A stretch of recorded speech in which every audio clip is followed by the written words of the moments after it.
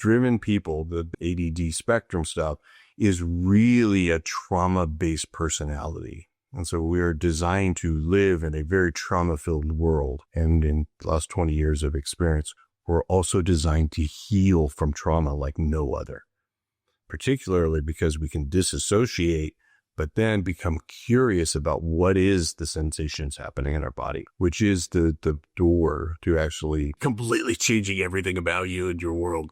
If you've ever questioned that you have the label ADD, ADHD, and it feels like you thrive, like actually operate better when things are chaotic. In fact, when things are chaotic around you, you are the calm one where everyone else is freaking out. And this relatively quick introduction to the connection between ADD, ADHD, and trauma.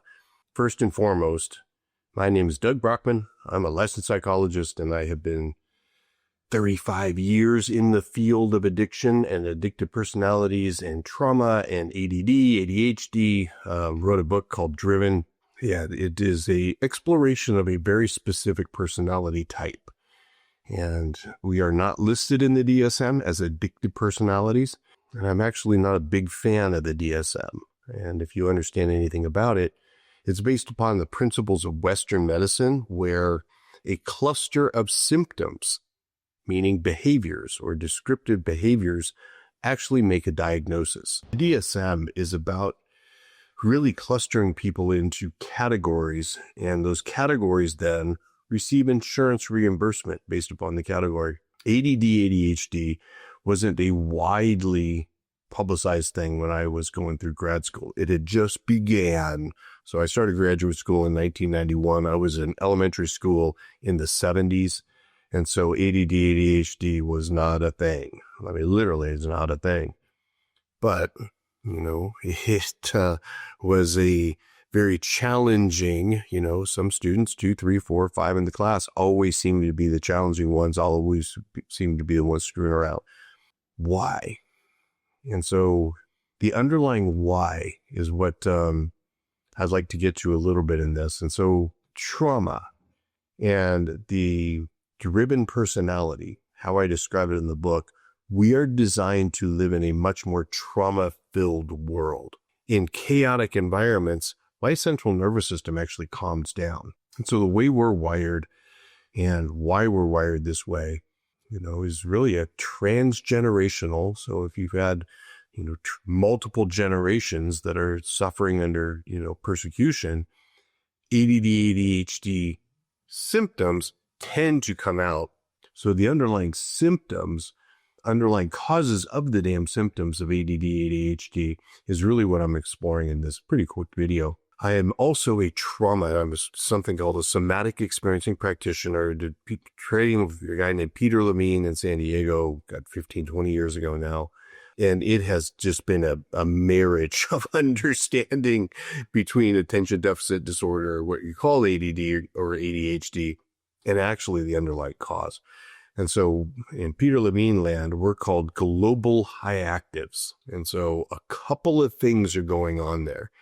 And the transgenerational adaptation to multiple trauma-filled environments, it would make sense that some of the people in that circumstance would adapt their brain, and that's, the driven brain or the ADHD brain is reversed, meaning that we use occipital dominance. We have the back of our heads to navigate through the world. In the back of our head, the occipital lobe is eyesight. And so we use our eyeballs, and these are the number one threat detector for keeping us safe as a species. So trauma makes sense as you become visually dominant. And with the advent of these wonderful little pocket computers that we have, and everybody scrolling through all of the, instant dopamine hits, it's no wonder that most of our, underlying kind of anxiety is going up too, because we're actually adapting to this rapidly changing environment. Why would the frontal lobe then need to track 9, 10, 12 different things rather than, the executive function people that are able to track 1 or 2 or 3? And so in a threat threat-filled environment, there are multiple threats and multiple contingencies, escape routes to keep us safe. So our brain's suited for trauma. The underlying reward system, that dopamine, meaning that we are really designed, to thrive in an environment where there's going to be immediate reward, safety. And so, the long-term, delayed gratification people, not me, don't have that. They're much more focused on, how to stay safe for tomorrow and next week and 10 years from now. We're designed to stay safe now. And so interesting how our central nervous system. So a lot of people come into my practice and I describe basically, how human beings work. And that is this 2 operating system model. I'll ask my team to put a couple of links above, really going into the monkey and the elephant description in more detail. I used that in a bunch of different videos, but this video, very simply, we have an operating system down here that's very rapid, very fast. It is a sensory system, the unconscious, and it puts this giant invisible radar out to the world, invisible to us, meaning that invisible to the consciousness of our brain. 95% of the information coming through the thalamus is actually tuned out of consciousness, not of the central nervous system. And so there's part of us, and that this rapid system is designed literally as a lizard brain to track and well-being. So this model that I use, we got the spine runs up and down our back, and we have the brain stem, we have the limbic cluster, and these components make up this thing I call the elephant. What is the elephant? It is very simply the part of our survival mechanism that keeps us safe and keeps us attached to others. The neocortex, then, this monkey mind, is designed to really plan for the future. This thing's a time machine, or this thing's a rapidly in the present moment machine. So this is a real time machine, or this is the time machine. And so the split between those, we got this brain up here, and you're thinking, and everything's wonderful. You're driving your car and everything's cool. And then all of a sudden somebody swerves into your lane. This thing will immediately take over. Once it takes over, all right, I'm back. And then that's the classic example.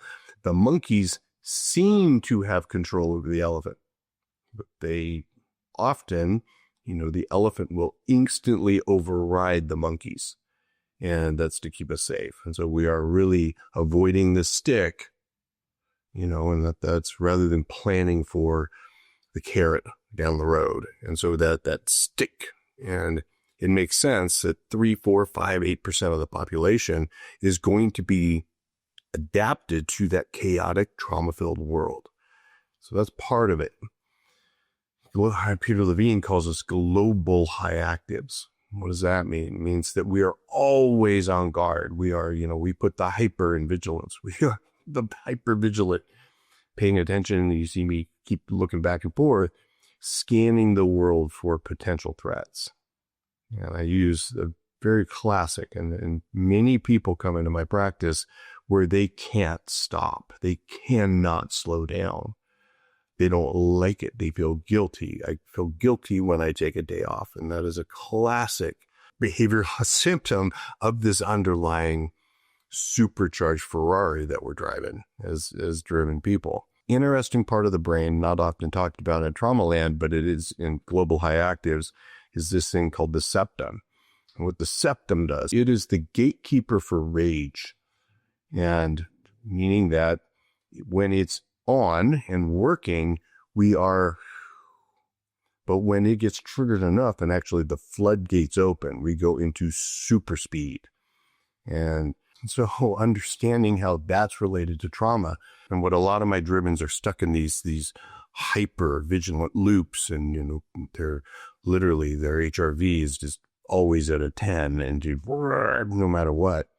I torture a little rabbit for this. So little bunnies work the same way as us. They have this, elephant and monkey system, and the elephant is always looking out for some movement in the bushes, or, a shadow of a pointy beak and wings, and, could be a pigeon, probably not a hawk, but it could be a hawk. So they're always very skittish.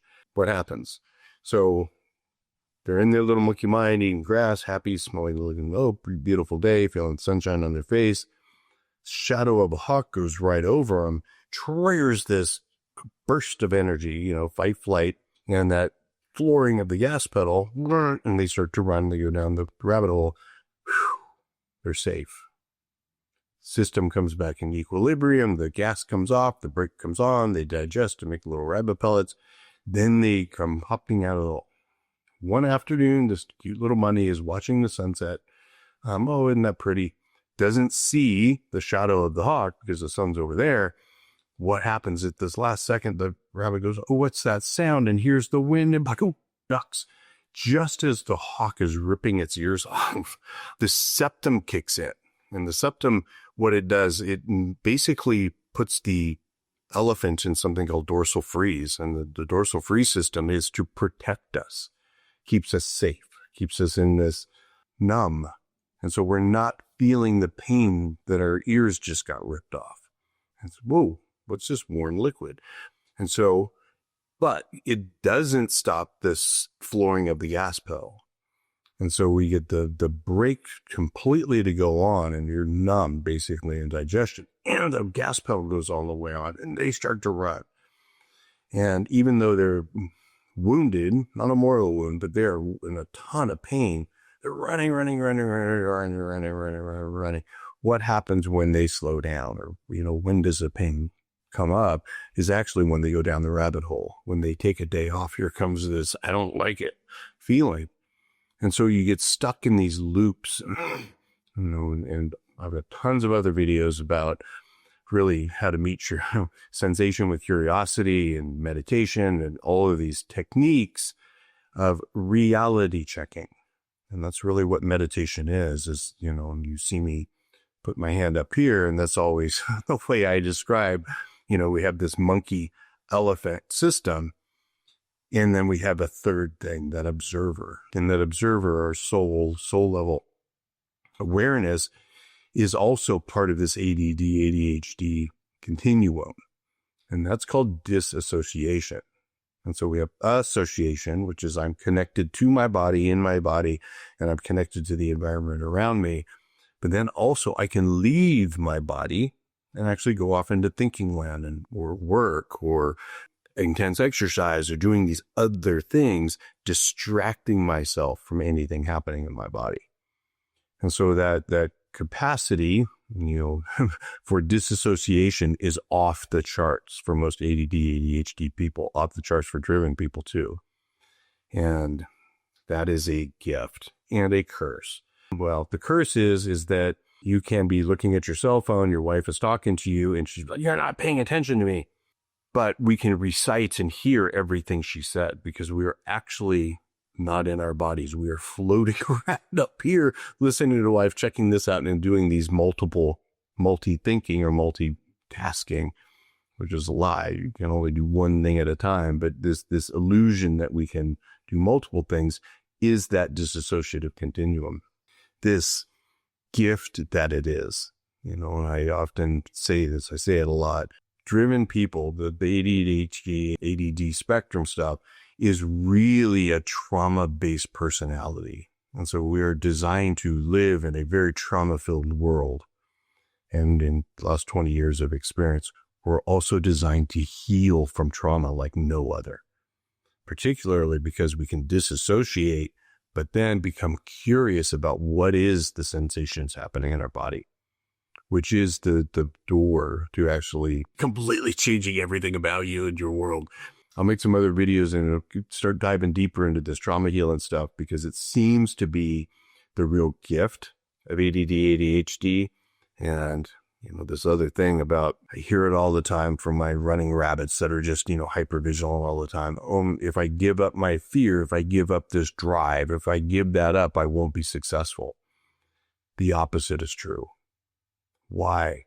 Because what happens is as you calm your central nervous system, The brain doesn't adapt back. It doesn't mean you don't turn into a farmer or to an executive function person.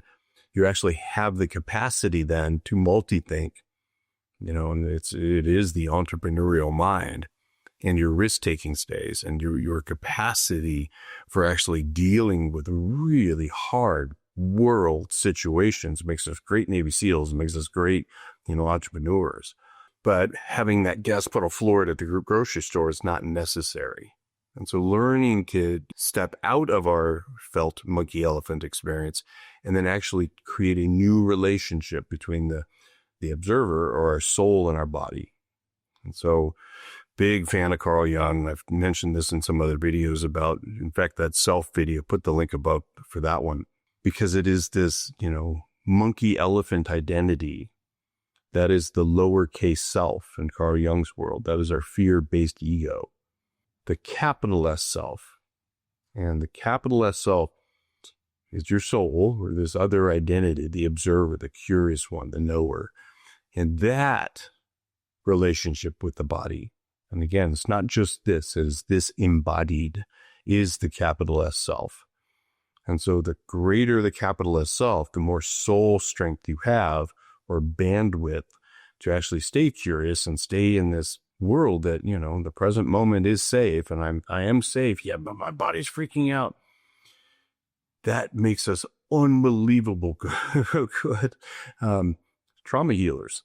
And what does healing trauma mean is actually allowing these self-protective motor responses, because many of us had driven parents or addicted parents and, come from chaos because our parents lived in a better chaotic world.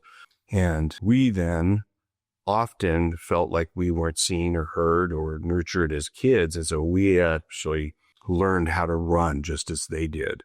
You can break the chain. There's an old saying that, pain continues through generation after generation after generation. Peter Levine calls trauma tuberculosis. It just wants to spread. And pain will continue until someone in the chain is willing to feel it. That's all you got to do, is really be willing to feel, that all those times when you're a little kid and that your ears got ripped off and you just kept running. The pain is from the past. And so it goes into the awareness in the context that it's over. And how does that feel? And is my other thing, Navy SEALs always say, sleep is a weapon. Rest is actually a weapon.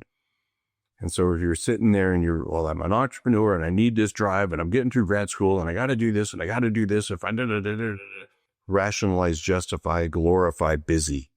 And there's a t-shirt out there that says, stop the glorification of busy. Well, if I don't do that, I'm never going to get all my stuff done. The actual opposite is true. Your urgency goes, your efficiency goes. Covered a lot in this and comment. And if you want me to go into greater depth of that, actually the trauma healing components and why ADD, ADHD is so perfect to get into that world, let me know. Thanks for your time.